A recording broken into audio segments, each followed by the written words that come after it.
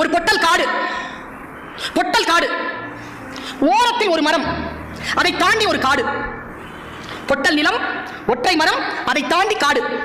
ஒரு மான் ஓடிக்கொண்டிருக்கிறது. தட்டு தடுமாறி ஓடுகிறது மான், பதட்டத்தோடு ஓடுகிறது மான். அப்பப்ப திரும்பி திரும்பி பார்த்து கொண்டு ஓடுகிறது மான். கேமராவை கொஞ்சம் திருப்புறோம், எதை பார்க்குதுன்னு. அங்கே ஒரு வேடன் அம்பை குறிவைத்துக் கொண்டிருக்கிறான்.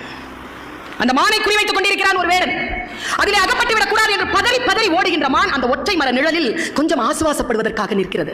அதன் கால்கள் விதிர்விதிர்த்துக் கொண்டிருக்கின்றன. இதோ கொஞ்ச நேரத்தில் காற்றுக்குள் நுழைந்து விட்டால் வேடனிடம் இருந்து தப்பித்து விடலாம் என்று காட்டை பார்க்கிறது. காடு தீப்பிடித்து எரிகிறது. என்ன செய்வது என்ற பயத்தோடு திரும்பி பார்க்கிறது. அப்பொழுது காட்டிலிருந்து புறப்பட்டு வந்த ஒரு புலி மானை பார்த்துக் கொண்டு நிற்கிறது. என்ன செய்வது என்று தெரியாமல் இந்த பக்கம் போகலாம் என்று இடது பக்கம் திரும்பினால் எந்த மிருகத்திற்கும் பிடிக்காத வானத்திலிருந்து பேர் இடி கேட்கிறது. அந்த வினாடியில் அது காலெல்லாம் நடுங்க யோசிக்கிறது. அதனால் அடுத்த அடி எடுத்து வைக்க முடியவில்லை. காரணம், அது பிரசவ வலியில் இருக்கிறது. இவ்வளவு சூழல். அப்பொழுது அது தன் ஆன்மாவிடம் பேசுகிறது. நான் என்ன செய்ய? ஆன்மா அதனிடத்தில் கேட்கிறது, ஏ மானே, திரும்பி வேடனிடத்தில் போய் அடிபட்டு சாக போகிறாயா? எரிகின்ற காட்டிலே போய் சாக போகிறாயா? அல்லது புலிக்கு இரையாக போகிறாயா? அல்லது இடிக்கு சிதைய போகிறாயா? என்ன செய்ய போகிறாய்? எதுவும் செய்யாத. இப்பொழுது இந்த வினாடியில் இயற்கை உனக்கு ஒரு கடமையை கொடுத்திருக்கிறது. அந்த கடமை இந்த குட்டியை ஈனுவது. அதை மட்டும் செய் என்று ஆன்மா கட்டளையிடுகிறது.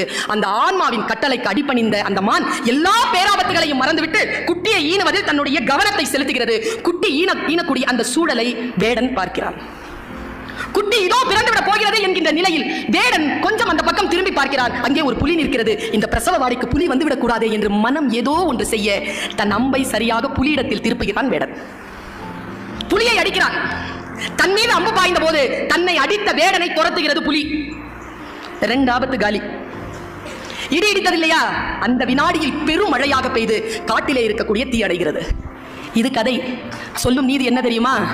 நீ உன் கடமையை முழுமையாக செய்தால் உன்னை சுற்றி இருக்கக்கூடிய பேராபத்துகளை இயற்கை பார்த்துக் கொள்ளும் என்கின்ற ஆழம்.